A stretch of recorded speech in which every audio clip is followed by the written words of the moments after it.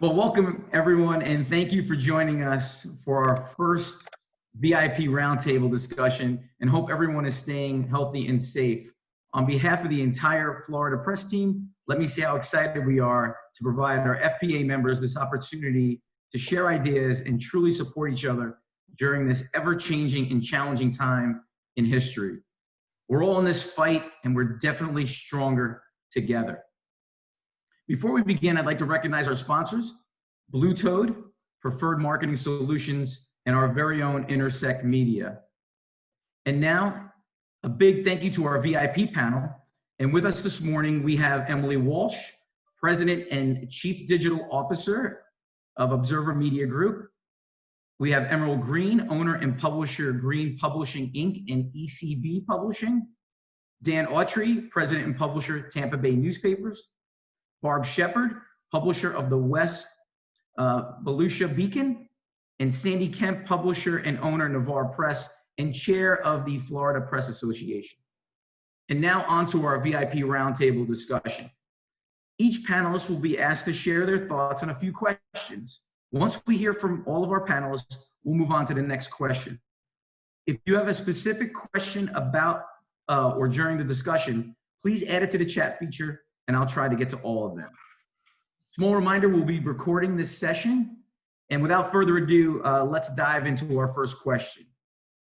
So during the past few months, and we know they've been challenging, I'm gonna ask Emily Walsh to jump in the pool and share a few ad revenue success stories related to programs that you've put in place to keep or win new business. Emily, take it away. Thank you, Jim. And first of all, I wish I was the president, but I'm not.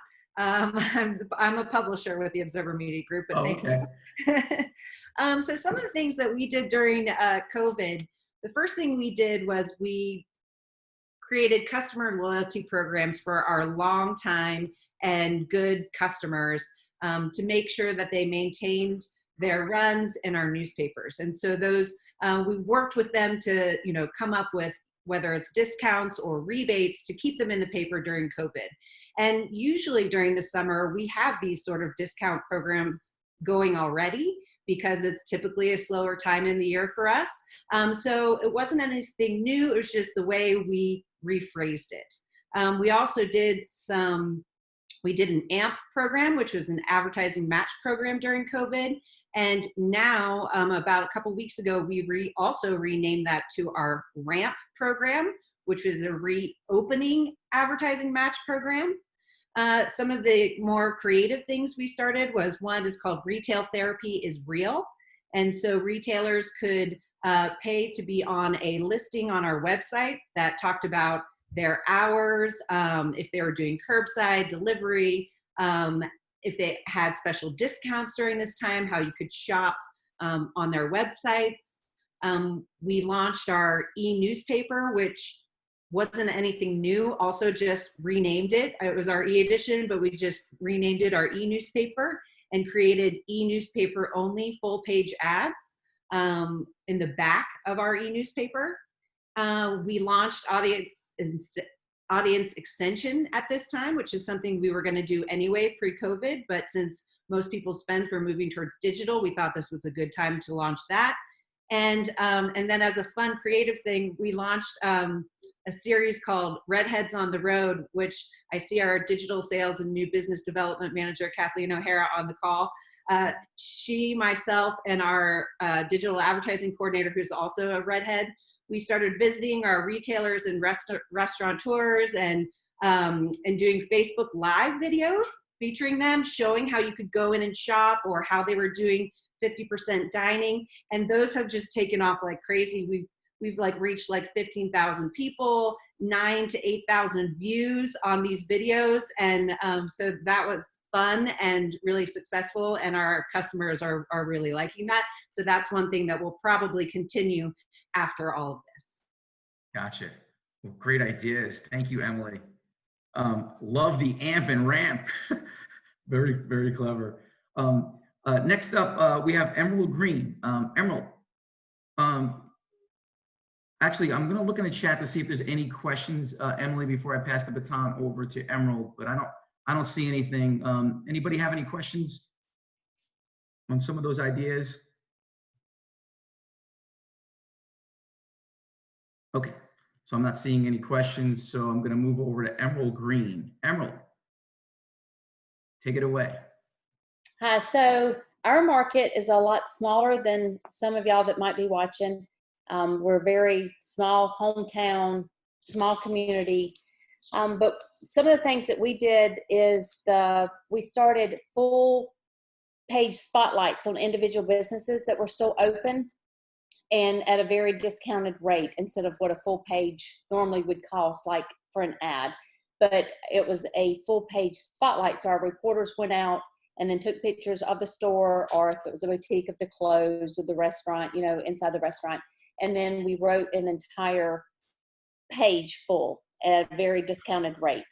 We also, some of the other things we did was, even if for a small ad, we started offering, like in the very beginning when some of the restaurants were just, you know, partially open or just curbside or just takeout, any ad that they ran in our newspaper, we offered, they either got Facebook free to go along with it or our newsletter free.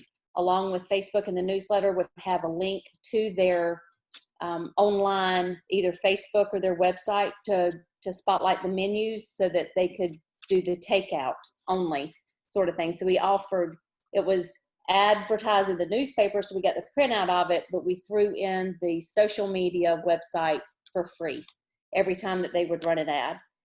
We did a lot of sponsorships. So we did, so the nursing homes and the hospitals are all shut down. You can't visit your loved one sort of thing. So they could make poster boards. We love you, Dad. Can't wait to see you, Grandpa. Things like that. And they took pictures of themselves and they sent it in. And we ran all of those in the newspaper. And it was, we had 2 full pages of family members holding poster boards saying, we love you, can't wait to see you again. And then we just had sponsors across the bottom, like we would get people that didn't advertise normally, lawyers, supervisor of elections, the judge, people that weren't closed down because of COVID, like restaurants that couldn't afford to do it, and they would sponsor the page. Or the nursing home themselves or the hospital themselves sponsored that page for X amount of dollars. And then we delivered enough newspapers to the hospital or to the nursing home so that they could pass it out to everybody that at least had, you know, their loved one in there. We did the same thing with the sports athletics, with all the kids that got gypped out of softball and, you know, baseball and all of their fall sports, the spring sports. The parents could send in their pictures. We ran, it was 2 or 3 pages worth of nothing but senior kids, or not just seniors, but anybody that was athletic in their uniform. We had their name, their age, what school they were from. And then again, we had a strip across the bottom that paid enough to print that page, and we made a small profit off of it. We did a lot of sponsors, just health ads that the hospital would do. So it might be like a 4x10 or a quarter page of some sort. Just, if you feel a fever, if you have this symptom, go to the hospital. And then the hospital sponsored that. And I guess the other stuff actually falls into like question number 2, but we just did a lot of spotlights. We focused more on stories, and which is also hard during this time because the whole world shut down. There was even hard to find stories, but we just focused on the stories and pictures because everybody buys a newspaper to see your picture in the paper, and then found the sponsors to sponsor that. Cool. Awesome. Thank you for sharing. Any questions for Emerald? Looking at the chat now, I don't see anything popping in, so I'm going to pass the baton over to Barb. Thank you, Emerald. Dan, I'm sorry, Dan Autry, you're up. Let me unmute myself here. Good morning or afternoon, everyone. Touching on what Emerald said, I know we all have different, different environments and in different markets and different papers. Just to touch on one of the things we did, and certainly the customer, what can we do for the customer? The two things, we have 9 weeklies, 4 in Pasco, 5 in Pinellas, and we basically combined them. We went from 5 individual papers to a Tampa Bay newspaper or a Suncoast newspaper. That's, how could we give and I agree 100% that the people who stayed with you, they deserved everything you could do to help them. And what we did, basically, we had people paying for a 25,000 zone, getting 100,000. That we consider that a pretty good benefit. And not what we did for new advertisers, we went to a 2-zone rate, so they were still getting a heck of a buy. So that's something, from having multiple papers that we were able to do. Like I'm sure everybody else, we took advantage of different special opportunities. The pickup, those who were doing, pickup, curbside, we targeted the restaurants, and we did promotional pricing. And of course, with us having the combined circulation, we were really able to do some very good deals. I mean, we did everything we could. I mean, we had the COVID-19 page. Everybody do that one? That actually did pretty well. We always do a pet connection page, but that was enhanced, and we found that to be pets are, we got an older market, so pets are kids in Pinellas and Pasco. So we targeted a lot of different things. With the broadsheets, I know the tabs don't have this ability, but one of the things we did with the broadsheets, everybody knows what a spadia is. We were able to use the spadias, and that we use the spadias a lot to do the promotional pieces. And in fact, we're still doing it with the restaurants, even with the limited. There's still a lot of them are focusing on curbside pickup. So we were able to use a spadia. When we do a spadia, we don't count it towards editorial news hold, so it doesn't impact our page counts. So we really, I think, did a lot of the stuff that was normal. We just starting this week, we went to we call it our holiday run. We got a north-south zone. We got 3 papers combined in one and 2 in the one instead of all 5. What that allows us to do is to lower our price point. Obviously when you're running 100,000, you can't give it away. So now we're doing 50,000. So our price point for our sales reps who are back on the street mostly, so we were able to, we're doing things like that. One of the things that just is kind of a little different here, it's what are we going to do for these people that stayed with us? I was talking about this with Jay, my associate publisher. We want to do something for the people who stayed with us. An idea that came up that I'm looking at is advertiser A spent $10,000 with us over this period. We might give them $1,000 in advertising credit to donate to their favorite charity to run something. So we're really, it's kind of a win-win from everybody. They get to give it to their charity. The charity, and a lot of these charities need some help and promotion. So that was an idea that came up, and that's probably what we're going to do. The discounting, as you all know, sometimes a lot of these people, you give it to them, you can't get rid of it. So we're watching that. But anyway, I really want to do something for the folks who hung with us. I think that's absolutely everybody, I think, is online with that. And I thought that was a pretty good idea. We'll probably do that. Details at 11. Other than that, it's like everybody else. We're looking at opportunities in the marketplace that, not just from a dollar perspective, but, does that help the advertisers? Does that help our readers? And I got to tell you, I know a lot of you guys did it off subject, but some of the voicemails and stuff and letters I got from readers, I mean, I cried, thanking us for maintaining publication and some normalcy. So anyway, that's my, I'll get off that pulpit. And anyway, thank you guys. Dan, thanks for sharing. And I think, I don't see any questions in the chat, but I think that whole loyalty thing is important as we look at our customers and reward them for being with us and sticking with us. So absolutely. Great idea. Next up, Barb. Okay, hi. Hey, Barb. So I have to echo what Dan just said about the support from subscribers and even advertisers.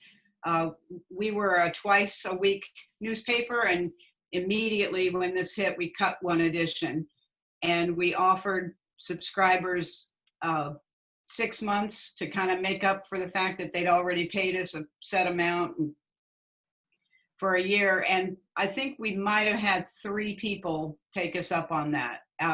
So it's just been a great feeling to know how valued we are, and that's been really nice. So we also did a gang page with COVID updates that worked well for us too.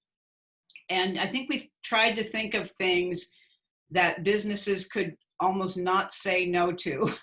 And one of the things we did very soon after the shutdowns began was on a Shopify platform, we created a way for people to go in and buy gift certificates to our local businesses.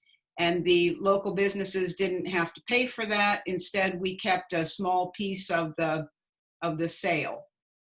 And so that was easy for almost anybody to say yes to. For the restaurants, there started to be a lot of confusion in our community. Who's open, who's not? Are they doing takeout? How do I, so we set up on a WordPress platform, a place where we could host menus. And again, tried to make that just absolutely affordable, something that the restaurant couldn't say no to.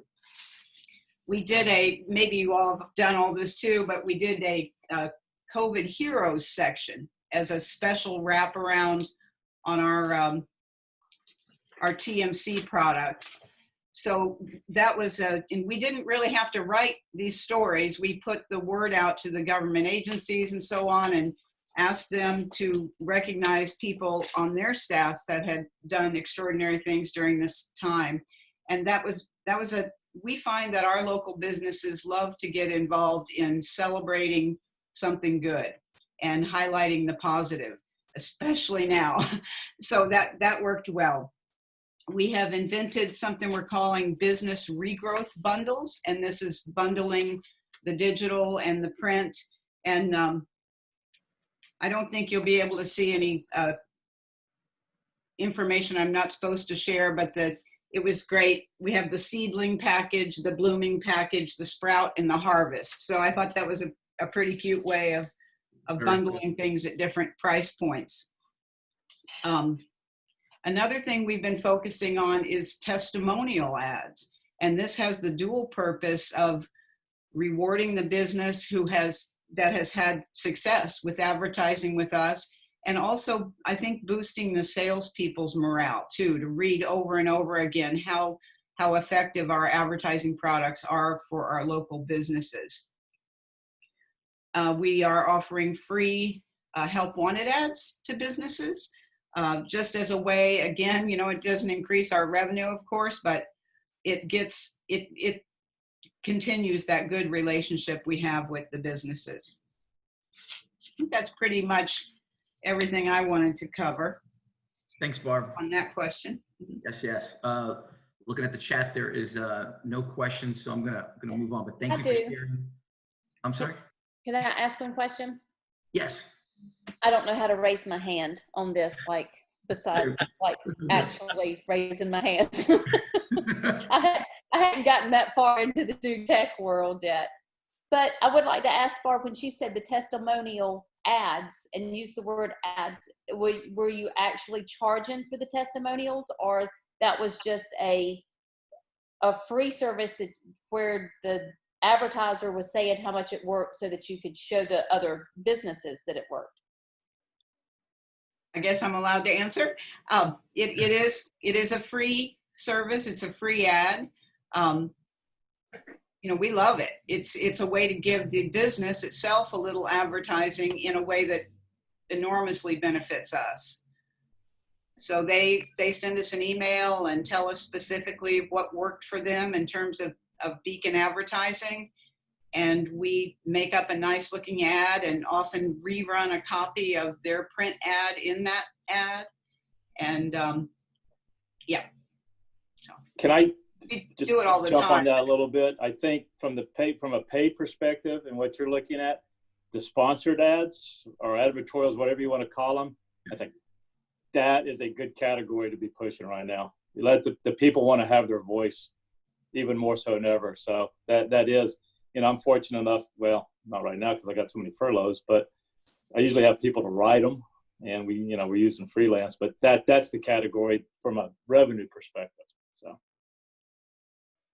And it becomes a win-win, right? Because Barb's they're telling their story about how they're growing their business through advertising with you guys. I mean, that's the win-win on that front.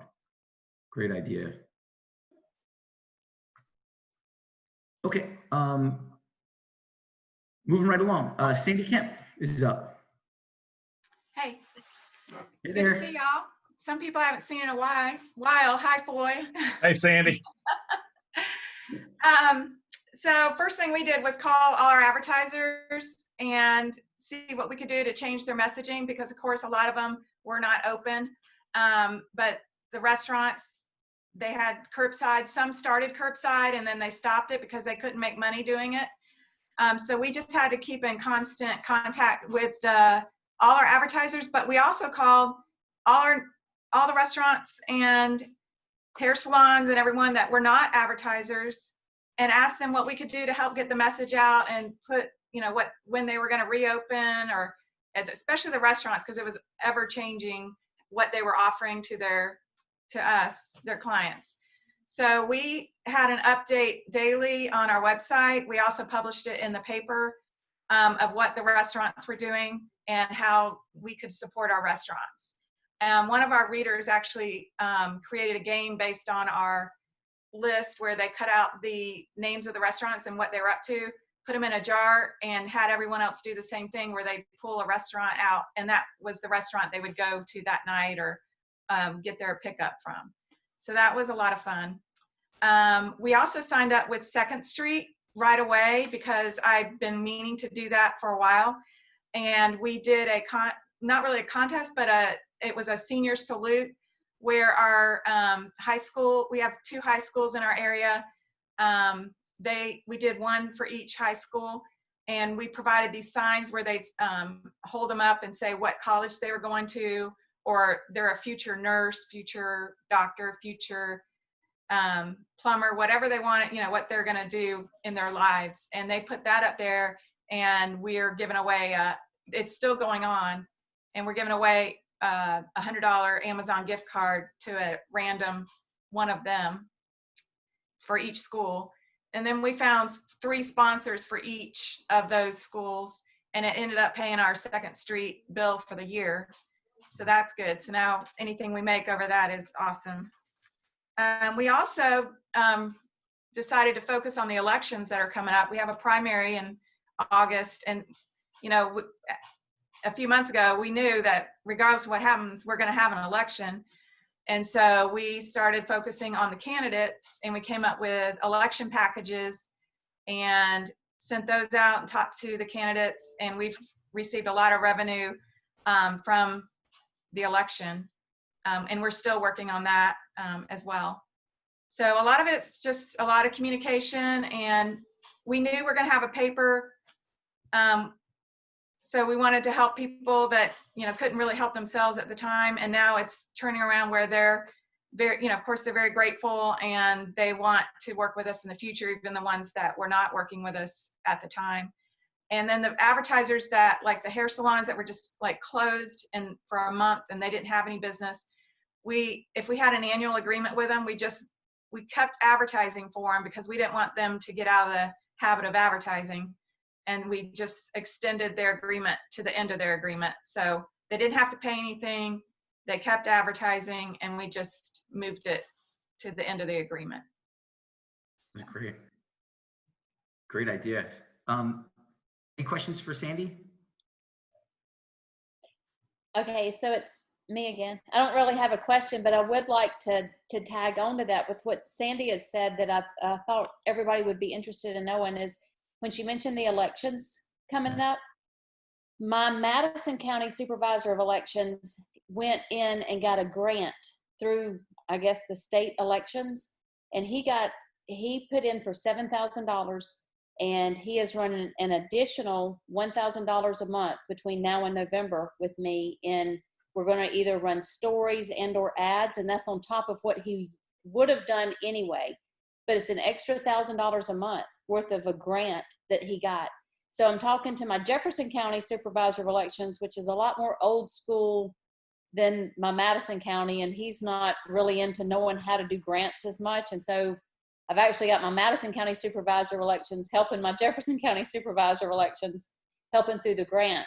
But I was just going to throw that out for any of you that want to go approach your Supervisor of Elections. There's a grant out there that they can get thousands of dollars worth of advertising to your newspaper between now and November.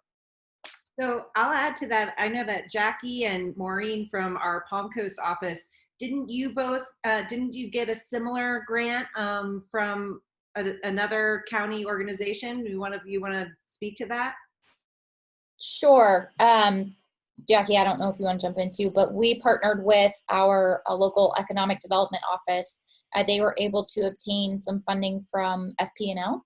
And we partnered with them and promoted some of our local businesses and did a full page ad, a kind of, reopen for business and reach out to these salons, restaurants, even just some small locally owned guys. But we were able to partner with them and utilize that funding. So again, another, there's resources all over. If you can find them, we had a partnership with our education foundation as well and got some funding from them to support graduation. Yeah. So did I miss anything on that, Jack? No, I think that's pretty much it. They picked us and they took and the local radio station, and I think that was pretty cool. But I mean, and she actually decided to go a little bit further with it and said, "Hey, I want to do both of these. Can I have more money?" And they gave her like another $1,000. So there is, like you guys are saying, like there's money out there from different grants and that. And so if you can find it, good luck. Thank you for sharing. And that dovetails nicely into our second question as we talk about, Florida beginning to open back up. Are there specific segments of business or innovative programs related to your digital audience growth that you're putting in place to grow existing or new customers? And I will pass the baton back up to Emily. So I don't think we don't have anything specific to our digital growth because as our digital sales manager, she always preaches full audience. Yes. We sell full audience. So I'll just talk about during COVID, some of the categories that increased their advertising during COVID, which were interesting, were two of our food providing nonprofits, Meals on Wheels and All Face Food Bank, up their advertising spend significantly, which we thought was interesting. And categories that stayed with us were, our service industries, AC, plumbing, but other industries that upped their advertising, sadly, funeral homes did, but then also pools, like pool companies upped their advertising with us during COVID, and a bunch of our pool advertisers sold a bunch of pools, which we thought was interesting. But now this is probably specific to our Sarasota market, but now that we're reopening, we found a huge resurgence in plastic surgery centers and plastic surgeons reopening. A ton of our Botox providers, full page ads, like clearly our market is very vain. And then we've also seen we have more restaurants than normal running with us, advertising that they're open right now. So, and like I said, we've done our ramp program, where we're doing our reopening advertising match program. But I just thought those facts were interesting. Cool. Well, thank you for sharing. Can I chime in just a minute here, because I can completely explain the plastic surgery thing. It's because everyone who was attending Zoom meetings and was forced to look at their own face for hours at a time. So that's that explanation. Oh, that is great. Same question. I'm going to pass the baton over to Emerald. Okay, I can't get over the whole Zoom meeting and seeing our face up close. Oh, wait, I've hit something.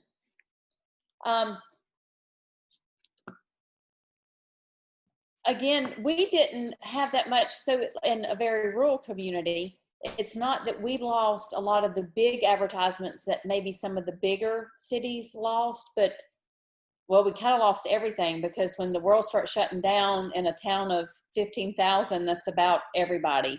But on the other side, about everybody's essential except for boutiques and all of that. But with that, we pushed a lot of times you find that the boutiques or the hairdressers, they're not the ones that advertise so much in a newspaper, because normally your newspaper readers are your older, age groups. So to get in with the younger groups, like a lot of the boutiques, are 20-year-olds that own that.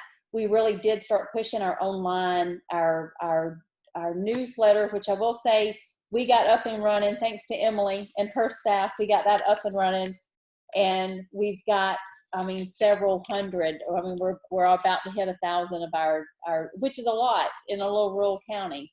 So we're super excited about our newsletter. So we've started selling the advertising, the strip banners. And again, we push to a lot of the younger generation with that, with the boutiques, the 20-year-olds that may not believe per se in newspaper advertising.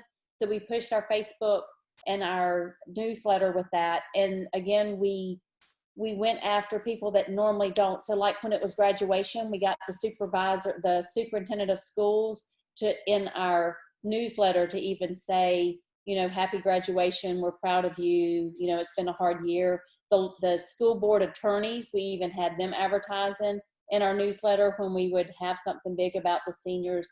So we zeroed in on what was going to be in our newsletter, and then tried to find somebody that normally doesn't advertise just to bring in new business, sort of that. So, and again, it was a lot to the restaurants, so that you could click on the ad and go straight into their menu or their takeout, their website. We have a question from Michael asking about the Facebook audience and monetizing that. Were you doing that? To ask about what? I'm sorry. He's asking, are you monetizing the Facebook audience on your social? Like how many that we're getting? If you were monetizing that, meaning having folks pay for that feature. Yes, if you buy the Facebook, we do sell the Facebook advertising, and then you can, with what Facebook charges to promote it. Like if you wanted to promote it to where you pay, Facebook will pay you have to pay an extra $50 to reach this many people, or $100. They have to pay that extra fee, but we do have a set fee just for the Facebook advertising. Gotcha. And a set fee just for the newsletter advertising. Got it. So you are monetizing. Except for when we ran it in conjunction with print, for like in the beginning, like when the restaurants were saying, yes, we're still open, or we're curbside, and they would run it, then we were throwing in the Facebook free just to try to get them to advertise. And it worked well, because once you're on Facebook, they know they can share it, and then they go from 200 views to 2,000 views just by them sharing it, and their mama and their aunt, and their daughter and everybody else. Another quick question for you. Who receives your newsletter? Anybody that signs up. And okay. we advertise it in the newspaper saying, hey, you can sign up for our newspaper. But then I also put it on my personal Facebook, and I get a lot of response on my personal Facebook. And I could put out there saying, hey, do you live in Madison or Monticello? Because I've got friends in both. Tell me which one you want. And in one posting on my Facebook, I could pick up 250 new subscribers, on the newsletter. So we did it everywhere. Just because Sandy mentioned it, and we're talking about signing up for e-newsletters, if you have a platform like Second Street, you can run a sweepstakes, attach a prize, whether it's gift cards or whatever, and to get people to sign up for your newsletter. I've shared this at many conferences before, but I think 3-4 years ago when we started our e-newsletter, we had an Apple Watch as the prize, and we called it, "It's Time to Sign Up." And that's how we generated most of all of our, and I think we're at like 25,000 signups. So, and we need to do one of those again, reminding my team. It's a cool idea. All right. Thank you, Emily and Emerald. Next up, Dan. Let me unmute here. Okay. Regarding the digital, you know, if there's a positive out of all this crap, you know, we're with 200 and some thousand weekly papers. We've kind of, our digitals, even to this day, has been a little bit ignored. Not ignored, but not appropriately watched. But our traffic, as I'm sure everybody's just went through, and is still continue going through the roof. So we have really focused, and and it's given, you know, the sales staff fortunately is a lot younger than me, and Jay is. So we're really starting to focus, you know, where we've seen every other revenue line drop significantly, our digitals, hundreds and hundreds. Of course, you know, 1 penny over 1 penny is 100% increase. But our digital revenue is just really, and we focus more into packages. We have focused more on just offering our web traffic, you know, and not tying it into print. Tying in, you know, the medical has been one of the better categories, improved categories. Professional services we've seen a spike in that. And the one we're seeing now in one category that really surprisingly and thankfully held very well with us in our market was real estate. And the real estate, we're starting to see a much increased interest on our web and our internet traffic program. So, you know, it's like always with the real estate market, the professionals, there's a reason they're the top, and they're the professionals, is they continue to market everywhere and every house all the time. And that's been a really good category, health related. Certainly when it opened up to the non-essential surgeries, that's helped. So, you know, we've seen that the restaurant categories, like everybody's opened up. It's like going to the first question, we just look to take advantage of, not take advantage, you know, it's not necessarily the right word, but the opportunity to enhance people that need it and the support. So our classified lineage, we have a pretty extensive classified still. That was our lowest, that held the best out of all of our categories. It's really continued to the point where the local guys, the problem is they can't get help. Yeah. I mean, I got a 77-year-old concrete man's working 12 hours a day because he can't get help. So, you know, the work's out there, you know, we just got to keep it. And going back to Barb's point of testimonials, I mean, these people are like, yeah, your paper works. And it's nice to hear that occasionally. So, yeah. But we are certainly looking, and it's like I said, the positive from this is our digital presence and presentation is going to certainly continue to be enhanced out of the end of this. And I think that's very important for all folks. So anyway, that's it. Thanks, Dan. Next up, I have Barb, same question.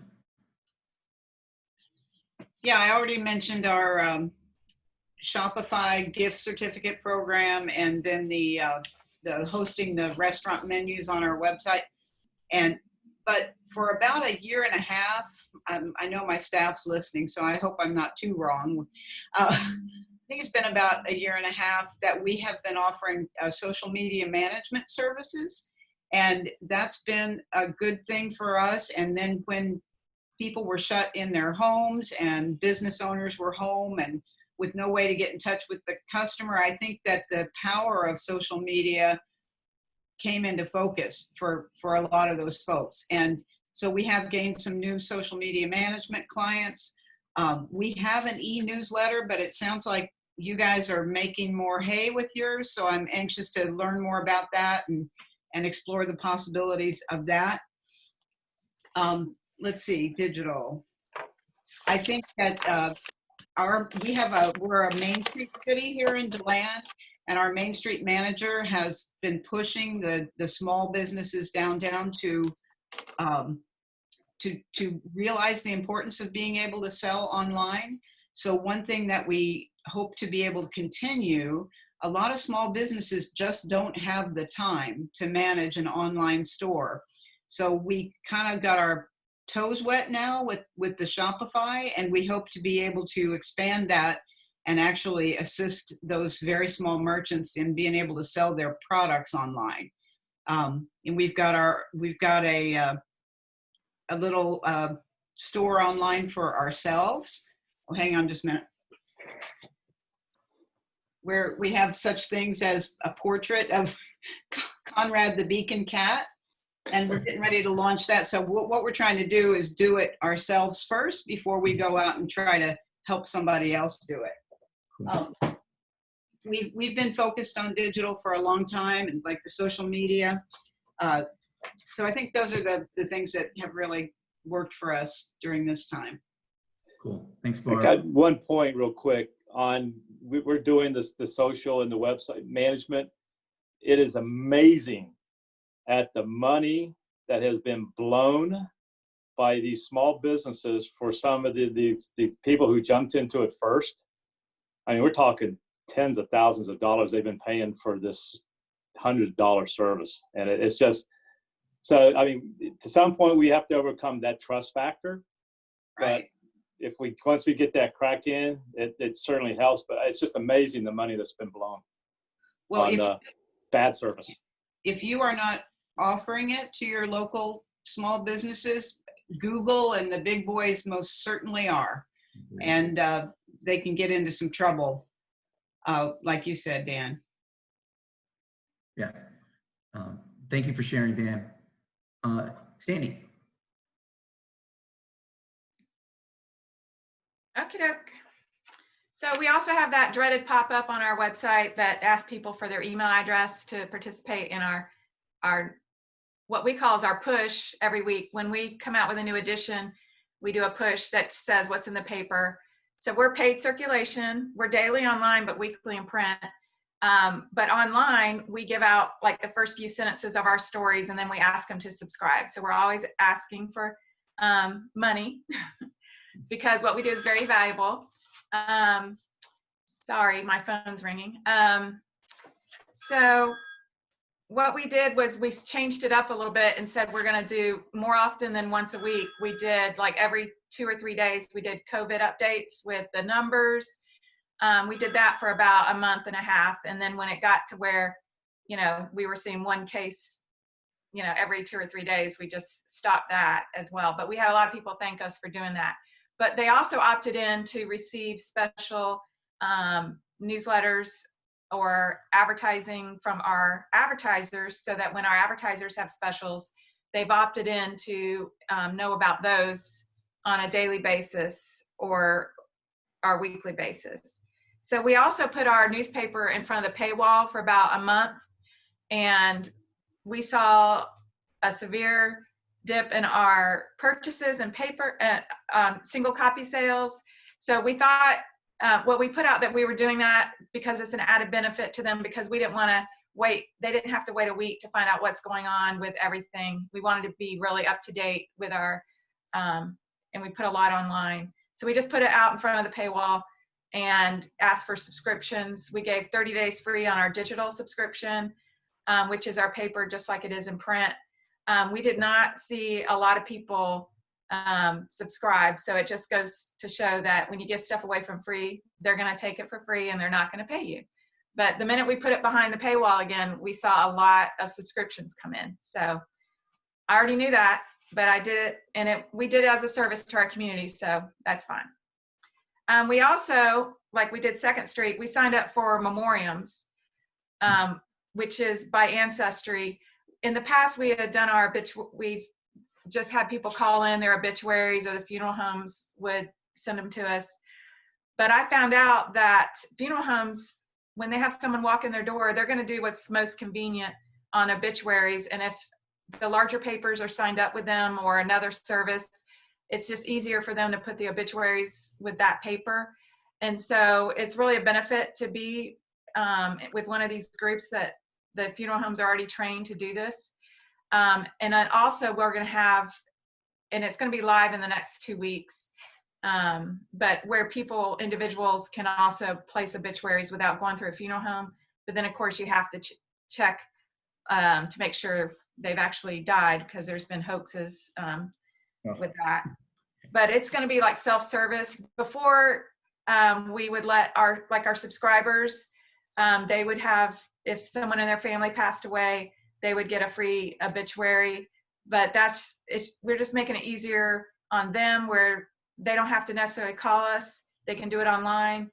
And we're not giving away free obituaries anymore. And I think it's going to be an added benefit to everyone, and it's not even, you can set your prices and it's not going to be very expensive at all. And we want to encourage people to do obituaries. I've had people come up to me at funerals and tell me that the children aren't doing obituaries. I can't believe it. You need to go write an obituary. But we don't go solicit for obituaries, but we just need to make it easier for people to do that, because I know I was looking for a relative and I found out later I couldn't find them because there wasn't an obituary. So I really wish people would do obituaries, on a side note. So that was part of our digital that we're adding onto our digital platform, easy for them to do themselves, or the funeral homes will do it. And it was really eye-opening to me to learn that the funeral homes don't just necessarily pick the local paper. They'll pick the easiest paper because they're already set up in their service. So that's all I have right now. Well, thanks for sharing. Just real quick before we go to our final question, I wrote down a list of some of these categories of business, and if I missed anything, please just drop a business or category in the chat. But I heard on the food side, restaurants, funeral homes, as Sandy talked about, obituaries, pools, healthcare, professional services, real estate, and employment. Those are the categories I heard. And plastic surgery. Plastic surgery, yes. Meta spa, thank you. Yes. Please add that as well. And then if I missed anything, like I said, just a financial planner, someone mentioned, Barb mentioned that. So, hey, with 10 minutes left, I want to talk a little bit.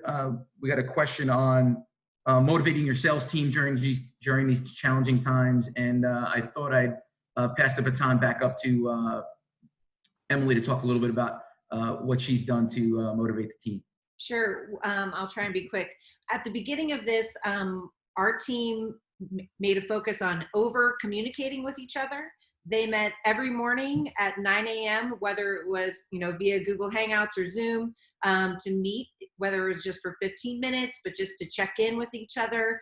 Our sales managers continued one-on-ones with every single one of our team. These meetings would focus on training and sharing success stories, because it was really uncertain times and we wanted to keep the attitude positive. And one of the fun things they did was a Friday Google Hangout meeting where there'd be two champions and they'd come up with an idea. They did everything from sharing the things that they had been cooking during COVID. There was a talent show. I think they played 3 Truths and a Lie. And then, so that was fun, and it helped them learn a lot more about each other, actually more than if they were just sitting in the office every morning at 9 a.m. So that's been a really cool thing. And I think right now, what we're trying to focus on is because we can't really goal on numbers, right? Because those numbers are still really uncertain at the moment. We're going to start rewarding on activity, prospecting, presenting, when activity is up, that means advertising is up as well. So that's kind of what we're working on right now. And if I missed anything, I think all 3 of our managers are on the line right now, but. Thank you. Yeah. Emerald.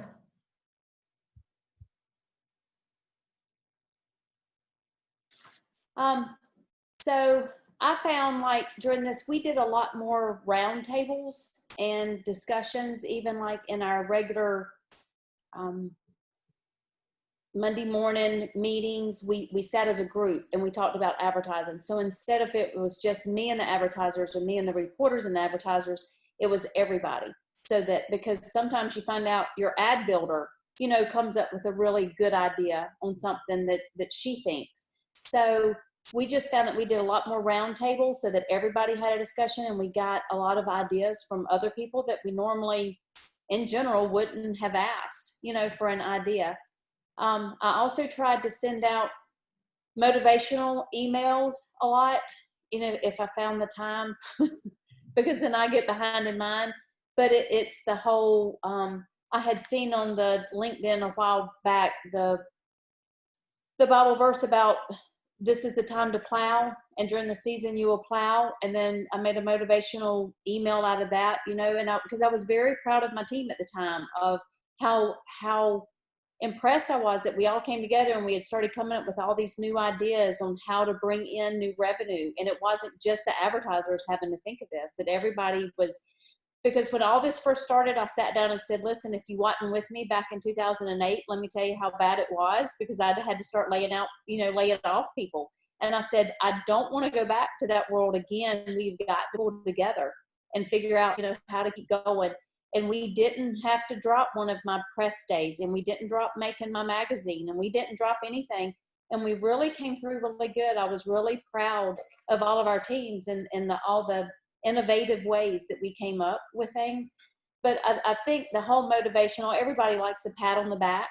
I mean, that's how we're made as humans. And I think that's a lot of it, is just to tell everybody what a good job they were doing. And that was really it. Just roundtable discussions, motivational, brown nosing everybody, pick them up some, it worked all the way around. Thanks for sharing. Dan, you're up. I'm blessed to have a veteran professional sales group in both of my offices. One area, just to tell you, as far as the motivational aspect, one area I didn't get cheap in, and all the cutbacks was screwing around with my salespeople. We worked at home. The outside team, my classified team's actually working in the office, but we got 10 people in 5,000 square feet, so it was never an issue. But maintaining constant communication, with Jay and his teams, and the supervisory levels, regular meetings, not regular. We're not big into meetings because we got a veteran team, thank God. But you still got to communicate. And like I said, we didn't get cheap. We listened, we got ideas, and one thing every leader knows, if you think you're the smartest person on the planet, you're not going to be a very good leader. So we took ideas, some of them developed. We were fortunate about a year ago, we kind of split our editorial and created a marketing design team out of our editorial department that works with editorial, bridges that gap between editorial and sales, come up with some great designs, great promotional pieces, great ideas. And we opened the door, give us an idea and we'll go with it. And like I said, I didn't get cheap, and a little bit of a challenge, but you know what? They don't sell it, you don't make it. So that's pretty much what we did. And we just, what we've always done, they know we depend on them and we treat them appropriately as professionals. So that's pretty much it. All right, good. Thanks, Dan. Hey, Barb, you there? Yeah, I don't know that we've done all those things too. The Zoom meetings, the daily contact with the sales manager.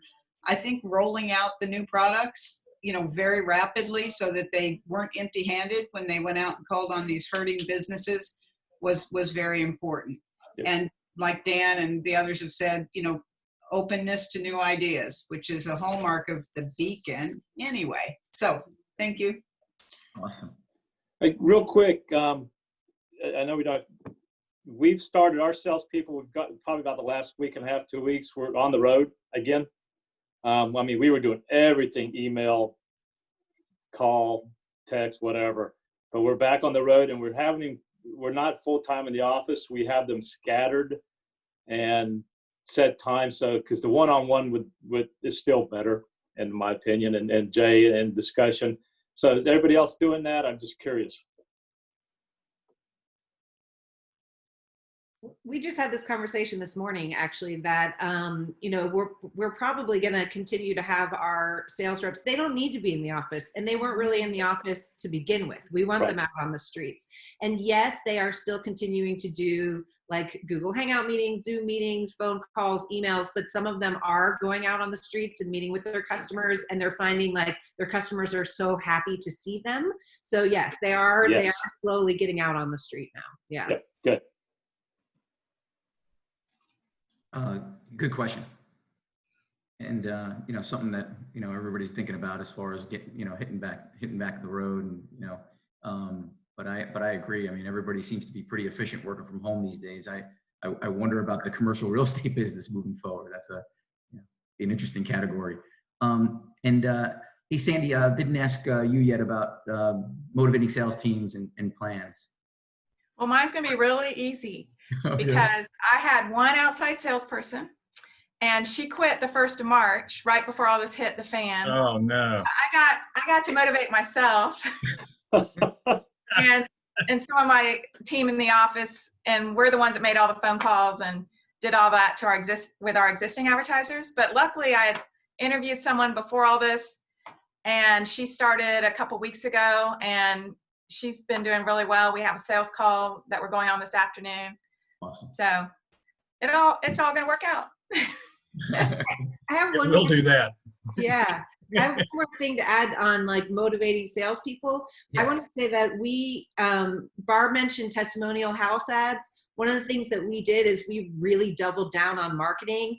We did not stop that. And our director of marketing, you know, was a serious support to our sales teams, you know, coming up with flyers and new ads and helping with these new programs and creations. And I know that typically, as you all know, working with local businesses, the first place people cut when they have to cut expenses is marketing. And that was the one thing that we did not do. And it was really helpful, and we will continue to do so. So. I love that. I love that. You know, it's practice what we preach, right? You know, we're asking folks to market. Well, guess what? We need to market ourselves. So that's great. I just want to share my motto. You can't see it on my wall. So what we live by here, stupid should hurt. That's my sign right there. That's a great motto to live by. Oh, that's great. That is great. Hey, listen, I promised to keep this under an hour, which I think we've done. We will be sending, or Devin will be sending out a follow-up email with the session because we recorded it. But I wanted to give a special thank you again to all of our panelists and to our sponsors, Bluetooth, Preferred Marketing Solutions, and Intersect Media. I hope everybody found this session valuable. We're always looking forward to hearing from our members. So please send us any suggestions for future VIP roundtables.